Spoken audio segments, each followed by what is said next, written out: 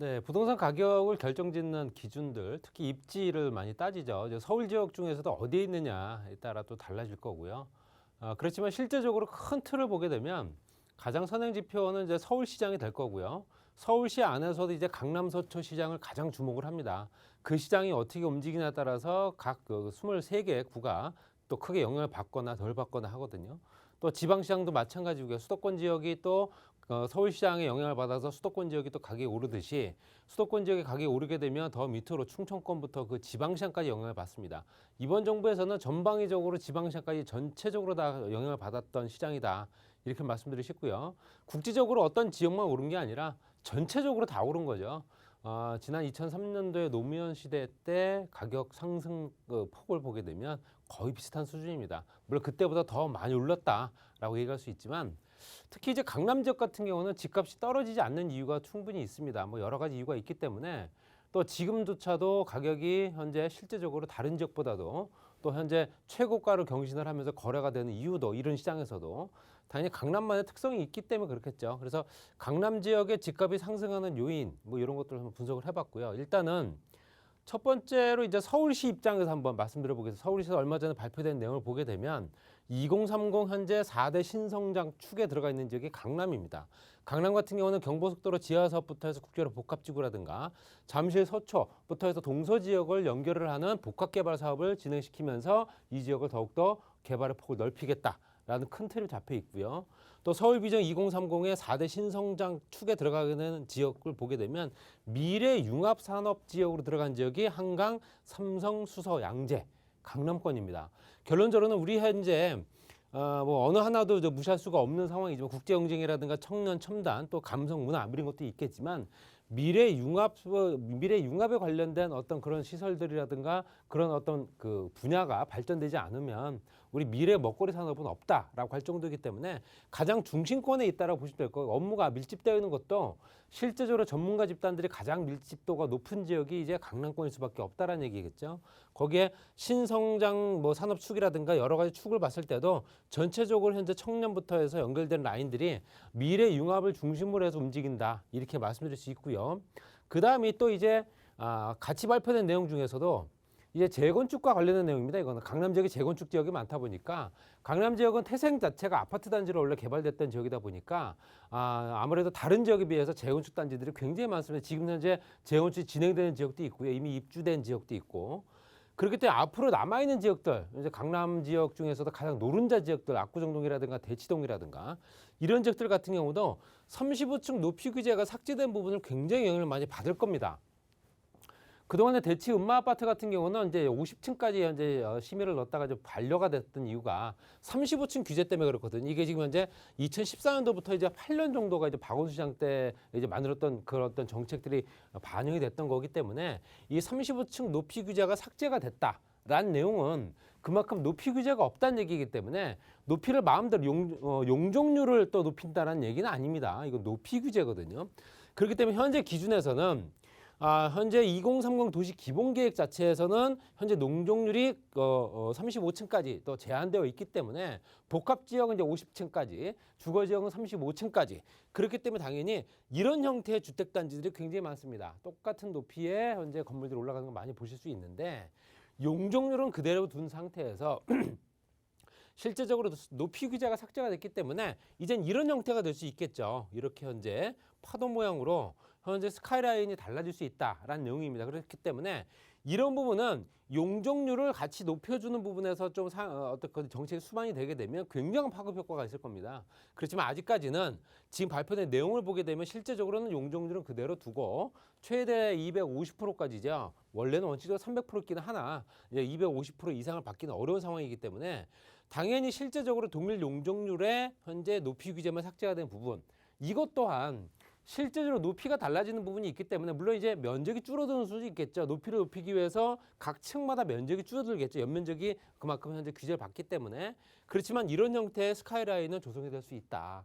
이것 또한 어떤 도시 경관이나 미관 또 서울시 자체의 어떤 보여지는 부분 그것들을 크게 영향을 받을 수 있기 때문에 현재 강남 지역에 있는 재건축 단지들이 굉장히 영향을 많이 받았습니다. 그래서 현재 가격대가 굉장히 만만치 않게도 상승을 하고 있다라고 말씀드릴 수 있고요. 그 다음에 이제 이번 정부 현재 이제 정권이 바뀌게 되면서 현재 윤석열 정부가 이제 곧 취임을 하겠죠. 거기에 규제 완화책이 들어가 있는 부분이 뭐냐면 용도 지역 용적률 규제를 완화하겠다. 지금 현재 용적률 규제를 완화된 건 아니거든요. 그러니까 이번 정부가 들어서면서 5월 10일 이후부터는 재건축 재개발 규제에 관련된 용적률 규제를 완화하겠다라는 내용이 들어가 있습니다. 그렇기 때문에 더욱더 기대가 크기 때문에 기대 심리가 더욱더 많이 작용을 해서 매물들이 쉽게 나오질 않는 부분이고요. 거래가 된다 하더라도 굉장히 높은 가격에 거래가 된다. 또 30년 이상 공동주택의 정밀 안전진단을 면제하겠다.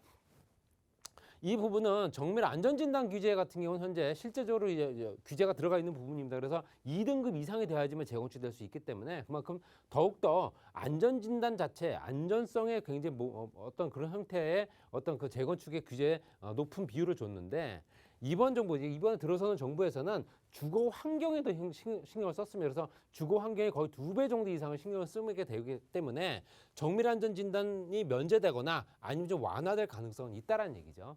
거기에 재건축이 되게 되면 조합원 입장에서는 현재 큰 돈을 벌 수 있습니다. 그렇기 때문에 당연히 이익이 발생하겠죠. 초과이익 환수제가 현재 진행되고 있기 때문에 3천만 원 이상이 되는 부분에 대해서는 각 세율에 따라서 금액에 따라서 세율이 조정이 되고 거기에 따라서 대폭 완화하는 어떤 그 상한선이라든가 아니면 세율 자체를 조정하겠다라는 게 들어가 있기 때문에 이런 것들이 현재 실제적으로 재건축 단지가 밀집되어 있는 강남 지역에 크게 영향을 줍니다. 그러기 당연히 현재 가격이 그만큼 떨어지지 않고 오를 수밖에 없다라는 얘기고요. 자, 실제적으로 그리고 개발 프로젝트만 보더라도 강남 서초 일대 굉장히 대형 프로젝트 개발 사업들이 많습니다. 현대차 GBC 조감들 보기 현대자동차 현재 강남 이전이라든가 서리풀 지구단위 계획도로 해서 서리풀 공원 자체가 또 현재 업무 단지로 활성화되고 있고요. 또 현재 현대자동차와 같이 연결되어 있는 영동대로 지하 같은 경우는 현재 광역 복합 환승센터 이거까지 같이 만들어지고 있는 상황이고 서초권만 보더라도 경부속도로 지하 사업이 이제 본격적으로 진행될 겁니다. 이건 여야를 막론하고 진행될 사업이고요. 그리고 실제적으로 또 정부사 이전 부지라든가 아니면 서초로 지구단위 계획구역, 롯데 칠성과 코오롱 부지까지 포함된 지역이 강남 테헤란로 라인입니다. 그렇기 때문에 당연히 이 라인들 현재 상업지역인데도 불구하고 현재 활성화가 안 된 지역들을 더욱더 활성화시키고 용적률 달라지고 종상향되고 용도 변경되고 이러면서 이 지역이 더욱 굉장히 활성화되기 때문에 강남과 서초 지역은 전방위적으로 개발의 프로젝트들이 굉장히 많다. 그렇기 때문에 더욱더 가격이 떨어질 수가 없다라는 얘기입니다. 거기에 부가적인 겁니다. 이거는 실제적인 뭐 절대적이라고 할 수도 있고요. 학군입니다. 학군이 워낙 좋죠. 강남 지역에 현재 실제적으로 재건축 단지가 규제가 완화가 되면서 또는 현재 그로 인한 또 현재 주변 시세가 반등 또는 현재 개발 계획 프로젝트가 워낙 많다 보니까 인구 유입에 의해서 그 주변이 변화가 생기면서 또 가격이 또 상승. 거기에 이미 있는 학군들 보게 되면 중계라든가 목동, 대치학군 있지만 대치학군을 당연히 선호할 수밖에 없죠. 그 이유는요. 현재 주요 3개 대학, 서울대학교, 연세대학교, 고려대학교를 진학하는 진학률만 보더라도 월등합니다. 강남구가 941까지 올라가 있고요. 그렇기 때문에 당연히 학부모 입장에서는 당연히 이 대치학군을 선호할 수밖에 없기 때문에 이 지역으로 수요가 집중된다는 거죠. 그렇기 때문에 당연히 이 수요들은 이거저거 따지지 않는 절대적인 수요입니다. 교육을 위한 조건이기 때문에 당연히 이 지역으로 수요들이 그만큼 집중될 수밖에 없었다. 또 거기에 교통 여건입니다. 우리가 각 전철역들을 보게 되면 뭐 서울 지역을 각 전철역이 안 지나는 지역이 없지만 강남 서초 6개 노선, 강남 서초 지역에 6개 노선의 전철 역사만 96개입니다. 강남 서초 지역에만. 그렇다는 얘기는 교통 편의가 상당히 우월하다는 얘기고요. 어디 가서든 환승을 할 수 있고 어디 가서든 갈아탈 수 있고 조금만 걷게 되면 그냥 전철 탈 수 있고 이런 기본적인 철도 노선들이 워낙 확충이 잘 되어 있고요. 당연히 도보로 10분 이내에 도달할 수 있는 전철 역사가 서초, 강남, 송파가 강동까지 연결되는 라인들이 그만큼 더 많다는 얘기고요. 또 도시철도 3개 역사, 도시철도역이 3개 이상이 있는 지역이 서울, 서초와 강남입니다. 이렇다는 얘기는 아까 말씀드렸던 현재 각종 규제 완화라든가 아니면 현재 개발 프로젝트 거기에다 학군이라든가 아니면 교통 여건 이것들이 개선되는 부분들 또는 현재 지금 여태까지도 굉장히 잘 되어 있지만 거기에 따라서 실제 더욱더 추가적으로 또 인프라 구축이 완성되기 때문에 더욱더 가격이 상승할 여력은 더욱더 충분해지는 거고요.